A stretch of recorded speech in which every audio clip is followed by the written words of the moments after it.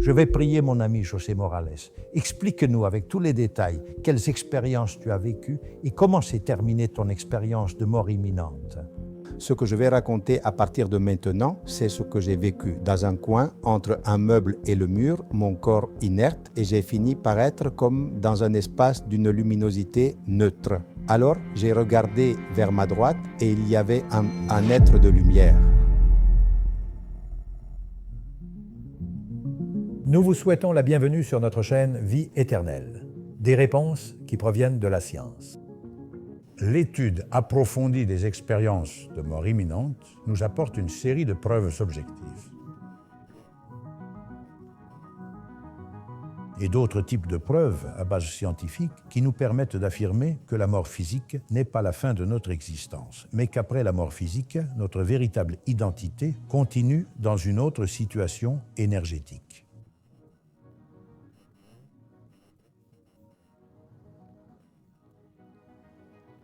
Rappelons-nous, en suivant la définition de Bruce Greyson, psychiatre de l'Université de Virginie, la définition ou le concept que nous avons des expériences de mort imminente. Il s'agit d'expériences profondément subjectives comportant une dimension transcendante chez des patients qui sont proches de la mort et qui dépassent l'espace, le temps et l'ego.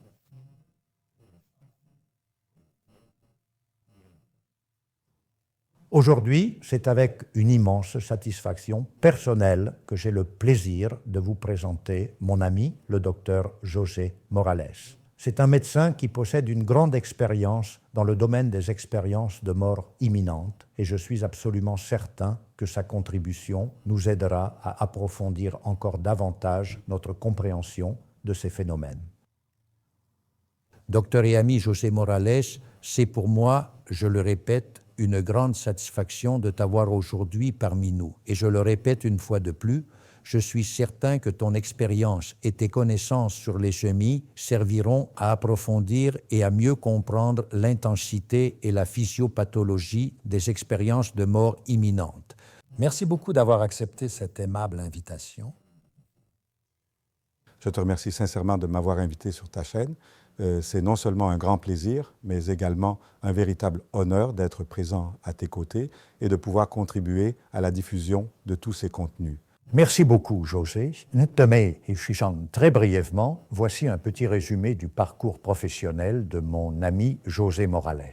Le docteur José Morales est né dans la ville de Lérida. Il a obtenu son diplôme de licence en médecine et chirurgie à l'université de Lérida au sein de la faculté de médecine. Il est spécialiste en médecine familiale et communautaire.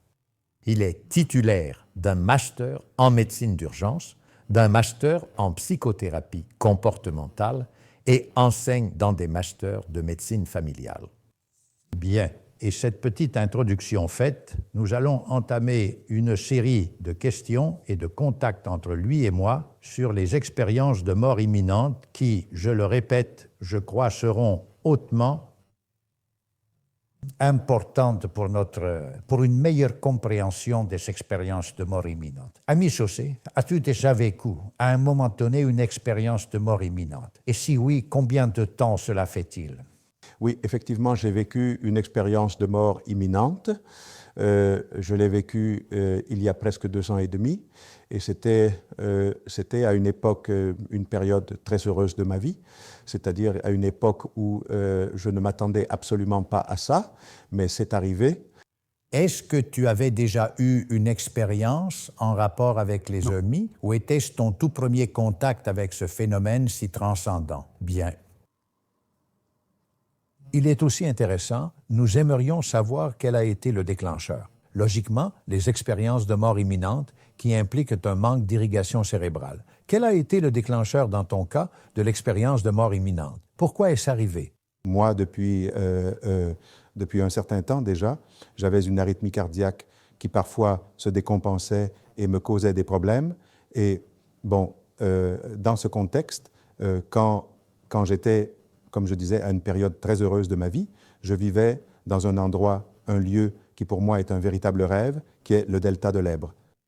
Je travaillais au centre de soins, je me sentais vraiment bien, et très bien accepté, très bien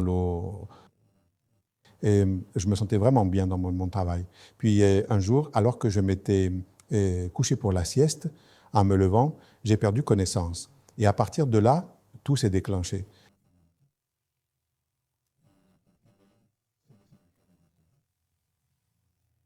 Je voudrais clarifier un concept, à savoir, les troubles du rythme cardiaque sont la conséquence d'une altération au niveau du tissu excitoconducteur du cœur.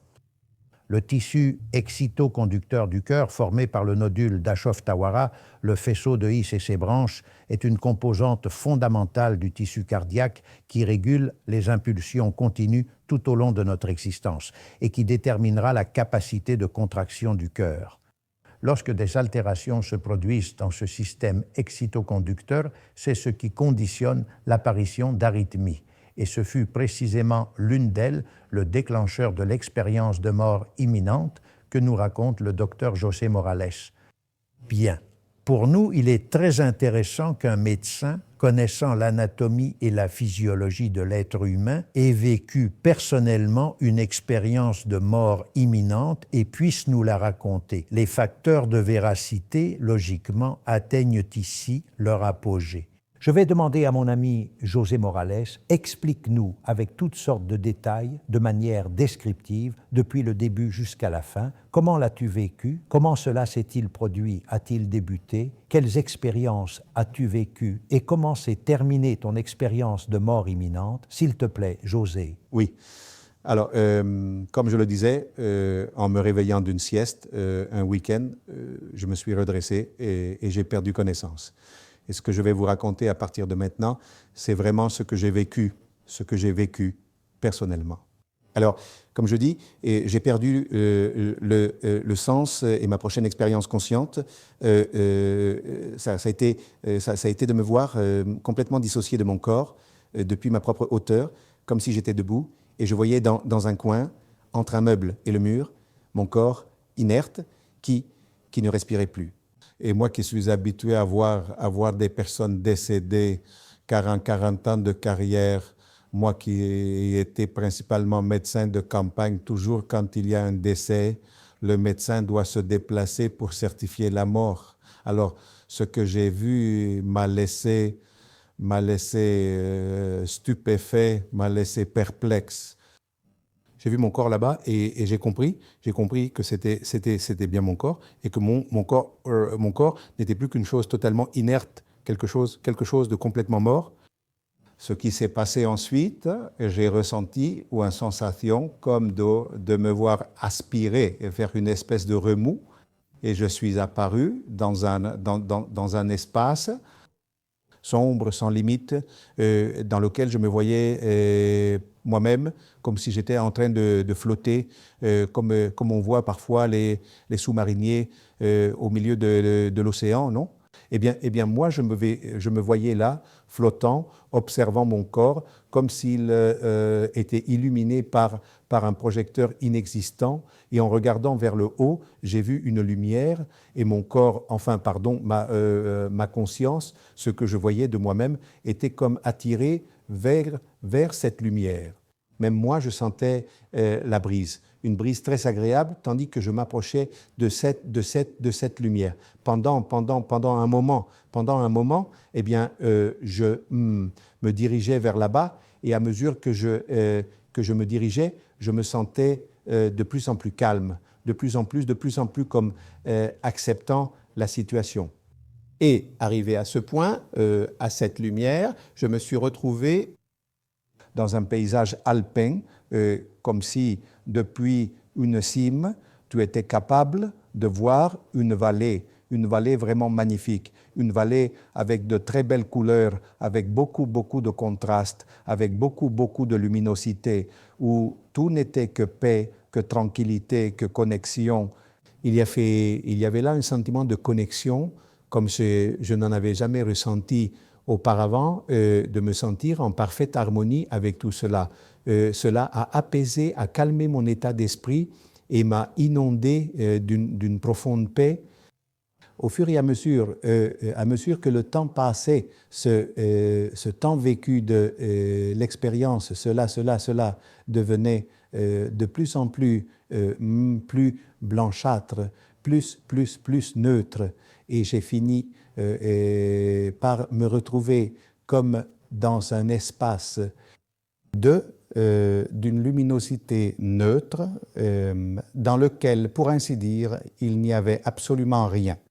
J'ai regardé à ma gauche et j'ai vu là, à quelques mètres, un ami de ma jeunesse que j'avais perdu quand j'avais 23 ans. Il s'appelait Thomas José. Il avait été mon ami d'âme pendant quelques années et moi aussi, j'avais été le sien. C'est une personne très importante que j'ai eu beaucoup de mal à perdre parce que c'était une personne extraordinairement brillante, un peu plus âgée que moi, qui a souffert d'une tumeur cérébrale et qui a subi une opération chirurgicale pour tenter de l'enlever.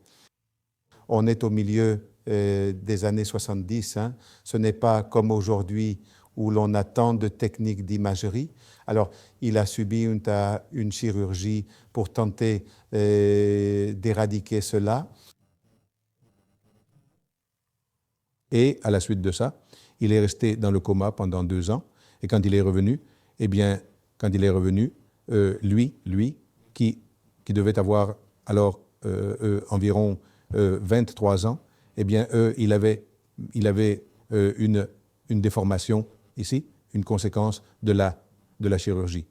Et il était aveugle. Il avait aussi une hémiparésie du côté droit du corps. Et pourtant, ce qui m'a surpris, c'est que je le voyais là, dans toute sa splendeur.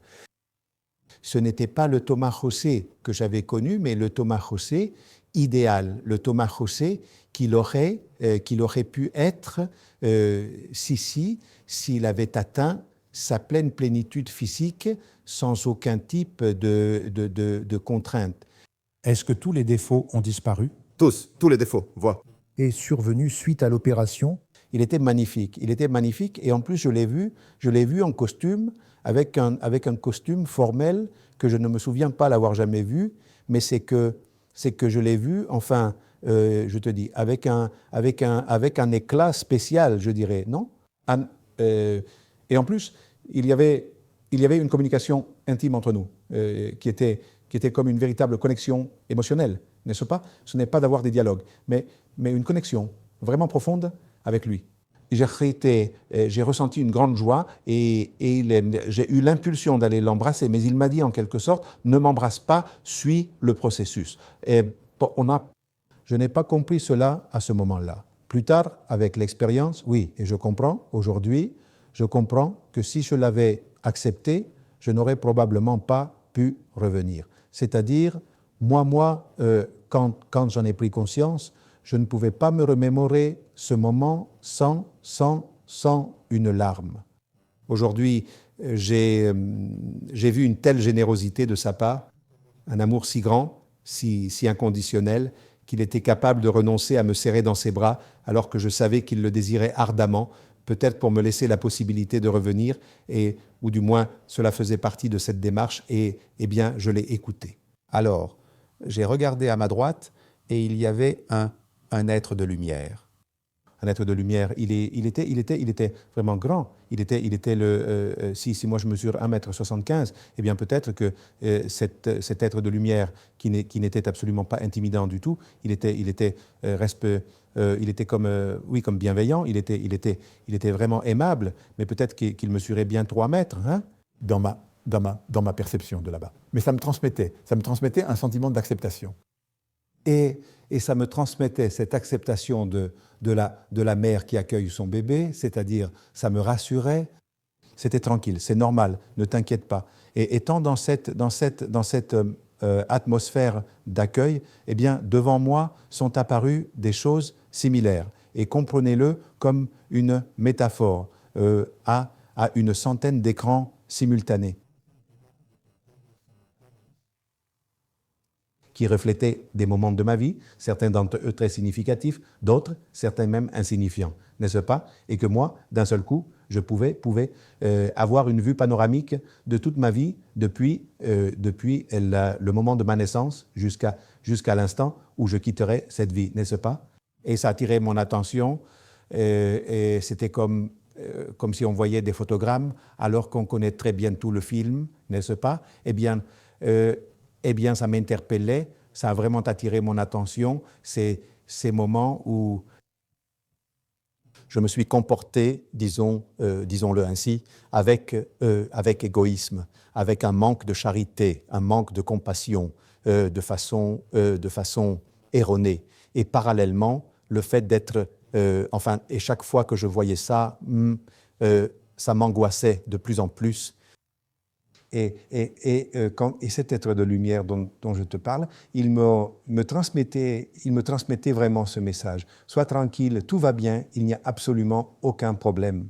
Je dois avouer que cette vision n'était pas uniquement une approche cognitive, mais elle possédait également un côté expérientiel, un aspect empathique qui, personnellement, m'a surpris et m'a totalement pris au dépourvu. Et c'est que dans ces situations de désamour, d'égoïsme, de trahison envers l'autre personne, non seulement j'étais conscient de la valeur de cette relation, mais en plus, je ressentais... Et il pense que je n'avais pas de corps, mais je sentais comme si c'était d'une manière somatique et aussi d'une manière émotive, de la forme des sentiments qui étaient provoqués, ce que j'ai provoqué chez l'autre personne. C'est-à-dire, moi, c'est comme si je recevais en moi-même l'effet que j'avais provoqué chez l'autre, et tout ça de façon tout à fait simultanée. Mais j'insiste, parce que je n'arrive pas à l'expliquer, mais c'est vraiment comme ça, aussi bien d'un point de vue émotionnel. Vous savez, les sentiments de l'autre personne, la déception et tout ce qui va avec, que d'un point de vue purement physique. La boule au ventre, la sueur des mains, ce profond mal-être. Cela m'a vraiment fait me sentir très mal, car j'ai pris conscience de toutes mes erreurs. Pendant ce temps, cet être de lumière me transmettait un message. Rassure-toi, ce n'était que ton ignorance. Tu n'es pas jugé, c'est-à-dire, mais d'une manière très émouvante. Moi, je le traduis en mots. C'était d'une intensité extraordinaire, et moi j'ai pensé, il faut que je revienne, je veux arranger ça. Une pensée m'est venue. Il faut que je nettoie mon karma. C'est devenu comme une chose qui a occupé tout mon esprit, absolument tout. L'être de lumière m'a transmis, écoute, si tu souhaites revenir, il n'y a aucun souci. Et dans cette intensité émotionnelle, la chose suivante que j'ai ressentie fut comme un basculement en arrière. Et le souvenir suivant, qui est déjà un souvenir terrestre, c'est de me sentir à nouveau dans mon corps. C'était moi, ce n'était pas celui qui était là, mais c'était moi. Et je ressentais une douleur intense dans le dos entre les omoplates. Et aussi une douleur ici dans la zone dans cette zone frontotemporale.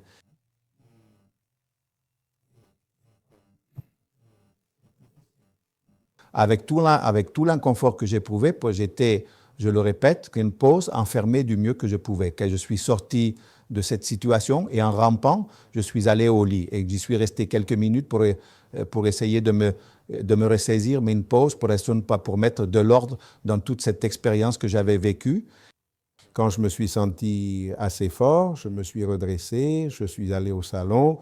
Là, ma femme était et elle m'a dit, dis donc, tu as un sacré chichon sur la tête. Et je lui ai dit, oui, c'est que dans l'obscurité, je me suis cogné et je suis sorti comme j'ai pu de cette situation. Et à partir de là, a commencé une période que j'appelle la nuit noire de l'âme, qui fut 6 mois d'un profond mal-être. Ce n'était pas une dépression, je n'avais pas de pensée suicidaire. Non, j'avais simplement vécu quelque chose de très choquant auquel je cherchais une explication que je ne comprenais pas. Et pendant ces 6 mois, j'ai fait comme une recherche vorace pour voir si j'arrivais à comprendre cela. J'ai commencé à lire des livres, à regarder des vidéos YouTube de personnes qui avaient vécu ces expériences. J'ai vu que ce que j'avais au tout début penser être quelque chose d'exceptionnel, d'assez inhabituel, parce que moi, il est vrai que j'avais entendu, comme beaucoup de gens, dans certaines émissions de télévision, parler des EMI, et j'avais lu quelques livres qui furent des best-sellers, comme celui du docteur Raymond Moody. Mais enfin, il faut bien reconnaître que cela fait profondément partie de notre culture. C'est une réalité. Mais, comme je vous l'ai dit, et pendant ces 6 mois-là, j'étais complètement déconcerté jusqu'à ce que je finisse par en parler. Et cela a marqué le début d'une autre période, les 2 années qui ont suivi. Extraordinaire, José, extraordinaire. La description de ton expérience de mort imminente. Il y a 3 aspects que je voudrais éclaircir, que les patients mentionnent fréquemment dans les EMI. En premier lieu, ils communiquent avec les êtres qu'ils rencontrent pendant l'EMI, non par nos moyens habituels de communication, mais par la pensée. Deuxièmement, toutes leurs expériences concernant le temps que notre dimension humaine tridimensionnelle perçoit comme linéaire, passé, présent et futur, ils le considèrent toujours comme un seul temps. Tout est le présent, tout est le moment actuel, tout est ici et maintenant. Et en troisième lieu, la grande facilité qu'ils ont de se déplacer. C'est-à-dire, il y a une telle facilité que le concept d'espace-temps disparaît. Ils rapportent, par exemple, si je pense être en Australie aux antipodes, au même moment qu'ils pensent, ils se trouvent en Australie. Parmi ces 3 aspects, en as-tu réellement vécu un seul durant ton expérience de mort imminente? Oui, oui. Les 2 premiers, absolument. Et le 3e, celui d'être ailleurs, non. J'étais complètement absorbé par mon expérience. Quant au temps,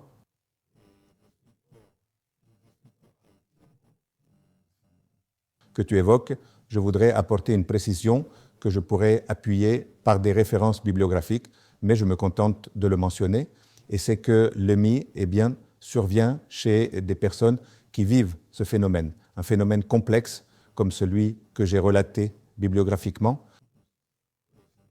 Il a été constaté que cela commence à apparaître entre 15 et 20 secondes après l'arrêt cardiaque, et c'est alors que le processus débute.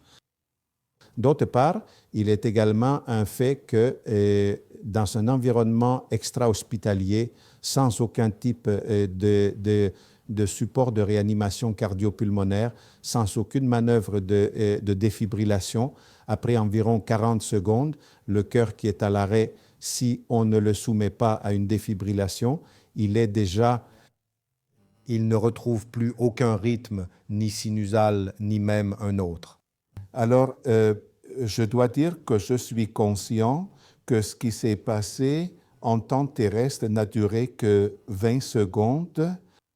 À partir du moment où je commence à avoir le CM, jusqu'au point maximal où j'étais défibrillable naturellement, sans aucune intervention ou mesure externe, eh bien, dans ces 20 secondes, au maximum,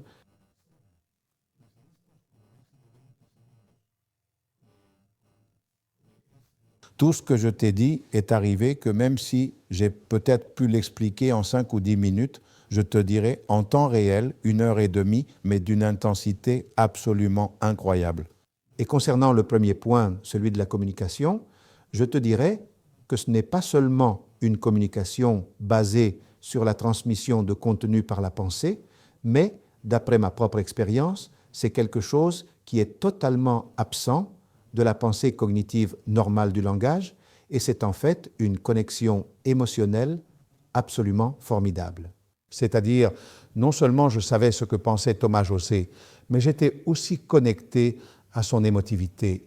Nous parlions de cœur à cœur, sans mots, tout d'une manière, si tu veux, télépathique. Mais non, je crois que le contenu verbal n'est pas si important que j'ai à mettre des mots, mais c'était un contenu émotionnel, une sorte de métalangage que je ne peux pas exprimer. Et ce fut la même chose avec l'être de lumière.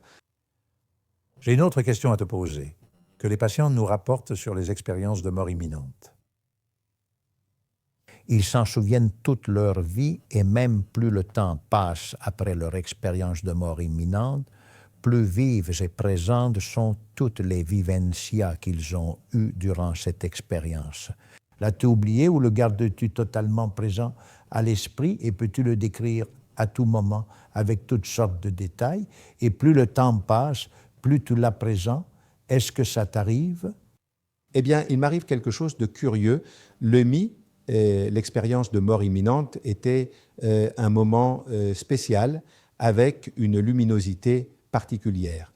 Et maintenant, si je te parle de mon EMI, eh bien, ce serait, disons, un souvenir normal. Mais quand je me détends, si je me détends vraiment et que je me plonge entièrement dans l'expérience, comme si j'étais transporté dans une autre partie de mon cerveau, eh bien, je me remémore cette expérience avec une intensité incroyable. Différent de mon expérience normale. Je veux dire, c'est une autre chose. C'est autre chose et c'est là. Et c'est là une sorte de kit qui lorsque dans des conditions de solitude, de relaxation profonde et tout ça, j'y accède, je suis capable d'en faire l'expérience d'une manière particulièrement intense et ressentie avec une intensité que je ne peux pas atteindre dans la pensée ordinaire. L'expérience de mort imminente que tu as vécue a eu un impact psychologique important, surtout en ce qui concerne ta conception existentielle. Ta vision existentielle est-elle différente maintenant de celle que tu avais avant cette expérience de mort imminente? Oui, sans aucun doute. Sans aucun doute, ça l'est. Moi, je suis médecin de famille et j'apprécie beaucoup mon travail et mon plan initial, c'était de continuer ma carrière jusqu'à ce que la profession me quitte. C'est-à-dire si je pouvais prendre ma retraite non seulement à 65, à 67 ou à 70 ans, eh bien, si ma condition physique l'avait permis et que rien ne m'en empêche, eh bien, j'aurais aimé, c'était mon plan original, j'aurais aimé continuer. Tu gagnes plus d'argent et ça nourrit également ton ego, ce sentiment de te sentir utile. Tu fais des actions utiles, hein, et en plus, ton environnement eh bien, te donne un prestige que tu as grâce à ce travail que tu fais, non? C'est pourquoi j'étais ravi. Je faisais ce que j'aimais et en plus, j'étais bien payé. Eh bien, après cette expérience de mort imminente, dans cette période, cette nuit noire de l'âme dont je t'ai déjà parlé, j'ai vraiment connu un changement profond et intense de mes valeurs personnelles. C'est-à-dire, bien sûr, il faut continuer à vivre, tu as besoin de biens matériels, tu dois t'assurer de leur offrir le meilleur possible pour ton confort et celui des personnes qui dépendent de toi. Avec l'argent, tu peux aussi faire de bonnes choses, mais ce n'est plus cette soif de dire « j'en veux toujours plus ». Et quand tu en as un, tu en veux deux, et quand tu en veux deux, tu en veux quatre. Alors, j'ai vraiment fait cette réflexion interne que, en me disant qu'en prenant ma retraite anticipée, j'aurais suffisamment pour vivre d'une manière simple pour moi et pour ceux qui dépendent de moi, et que je voulais libérer du temps pour explorer la psychologie et la spiritualité, et pour aider d'une autre façon. D'une autre manière, et l'une de ces façons a de donner de la visibilité aux ECM, parce que en réalité, la dernière question, la grande question que nous nous posons, nous les êtres humains, est qu'est-ce qui se passe quand nous mourons? Cette peur de la mort, selon beaucoup de gens. As-tu perdu la peur de la mort, José? Oui, absolument. Alors, je dois vous dire que je n'avais pas de peur particulière de la mort.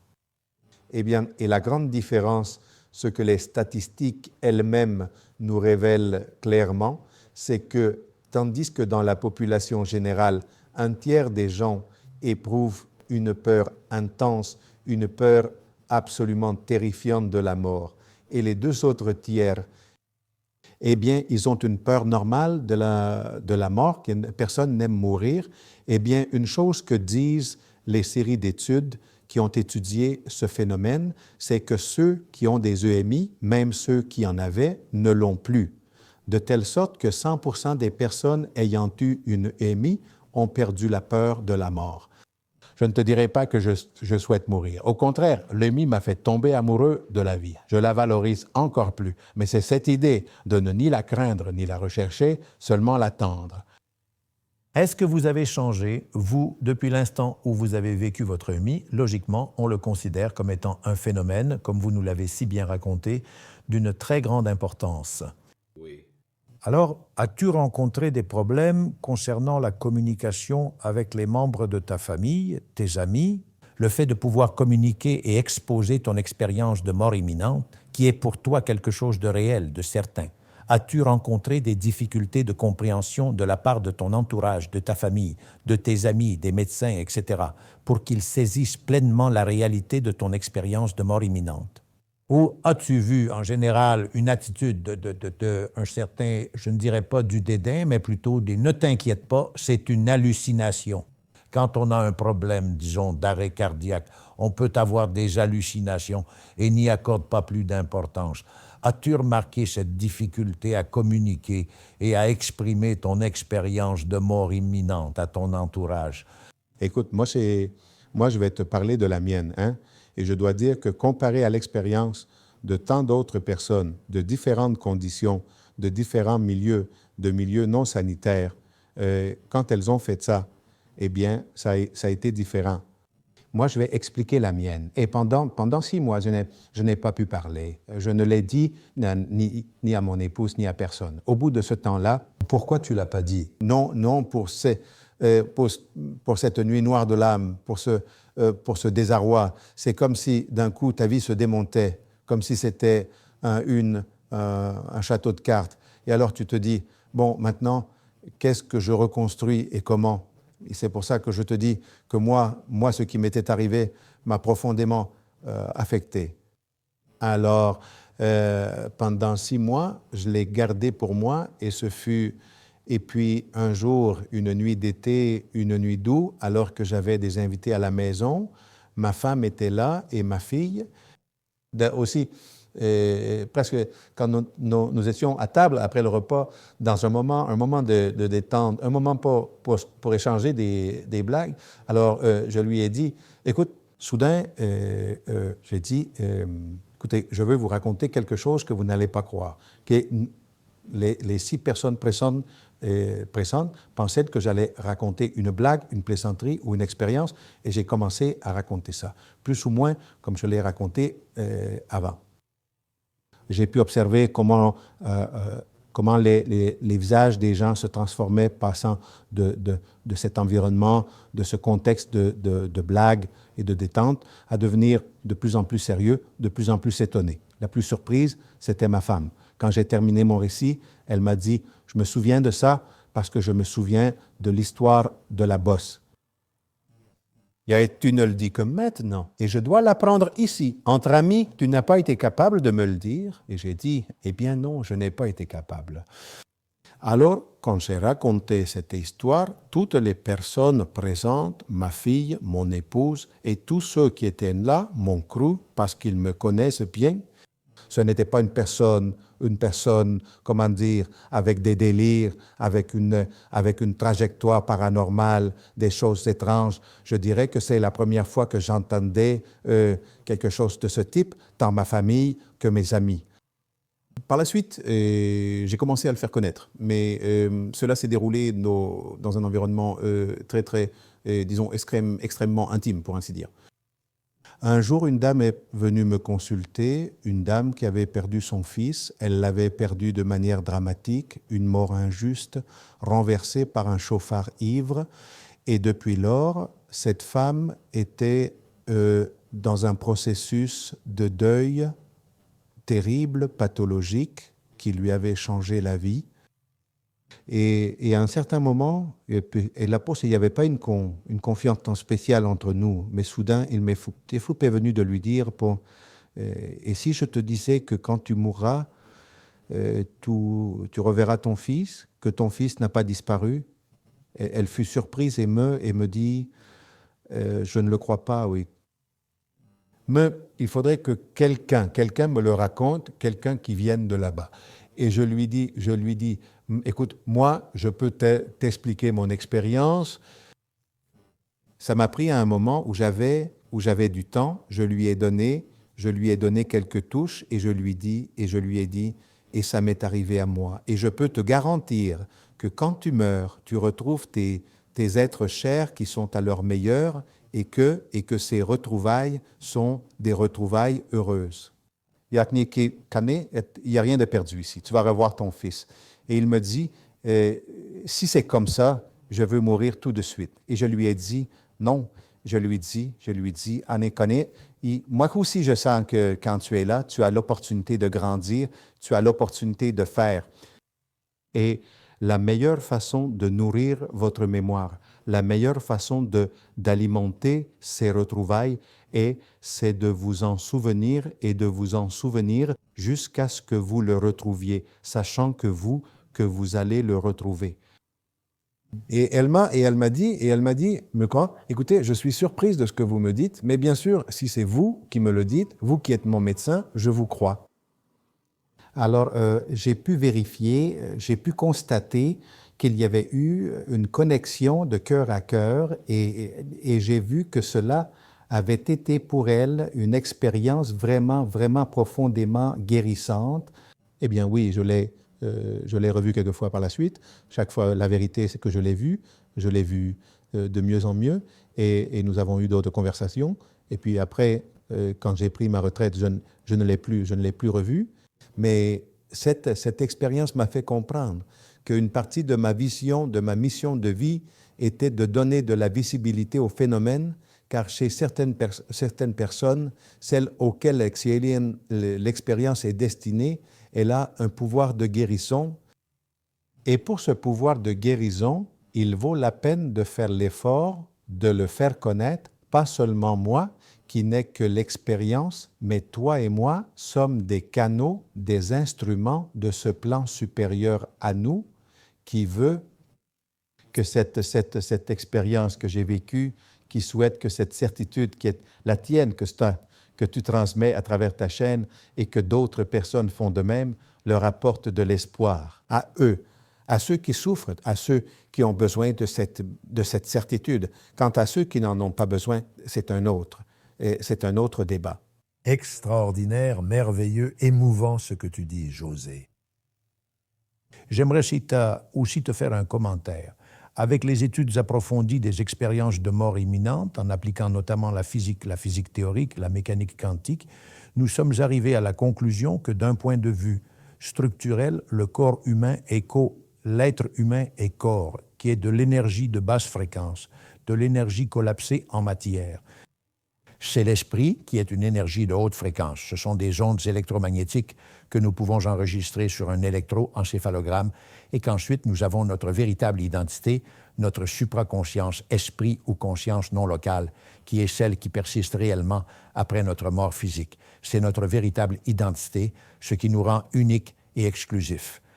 Nous pouvons contacter cette supraconscience, cette réalité existentielle qui est la nôtre dans l'inconscient. C'est à travers les malades que nous diagnostiquons en mort clinique, dans ton cas, un arrêt dû à une crise, un blocage total ou une crise complète. Il y a la possibilité de contacter consciemment notre supraconscience. Il y a d'autres chemins, la méditation, etc. As-tu contacté consciemment à un autre moment, après ton expérience de mort imminente, cette supraconscience qui est la nôtre, cette réalité existentielle? As-tu pu en faire l'expérience, entrer en contact avec elle à nouveau, ou bien cela ne t'a pas été possible? Écoutez, il faut que je vous dise que, et je ne voudrais pas passer pour quelqu'un d'étrange ici, c'est-à-dire je ne veux absolument pas que quoi que ce soit vienne gâcher l'expérience. Et après ça, effectivement, c'est vrai que le fait d'avoir cette expérience comme référence me sert à ce que, quand je suis dans une période, dans un moment de grande relaxation, non seulement que je me mette à me détendre, mais qu'en plus j'arrive à atteindre un certain état où je contacte quelque chose de spécial, je retrouve cette luminosité, mais sans conséquences paranormales. Donc, je ne sais pas ce que la loterie donnera la semaine prochaine, hein?